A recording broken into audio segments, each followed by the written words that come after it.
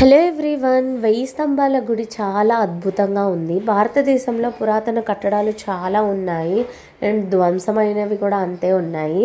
పాతకాలంలో వాళ్ళు ఒక రాజ్యం నుంచి ఇంకో రాజ్యానికి దండయాత్రలు చేసినప్పుడు ధ్వంసం చేశారంటే ఓకే అనుకోవచ్చు. కానీ ఈ మధ్య కాలంలో కూడా విగ్రహాలు దొంగతనం చేయడం అని, నిధుల కోసం అని చెప్పి కూడా చాలా మటుకు దేవాలయాలు ధ్వంసం అయితే చేశారు.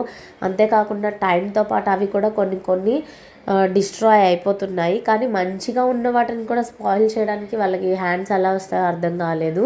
అండ్ ఎంత అద్భుతంగా ఉందో టెంపుల్ మాత్రం, లోపల ఎంత చల్లగా ఉందో. మామూలుగా మేము విజయవాడలో ఉంటాము, ఫస్ట్ టైం ఈ టెంపుల్ చూడడానికి అయితే వచ్చాను.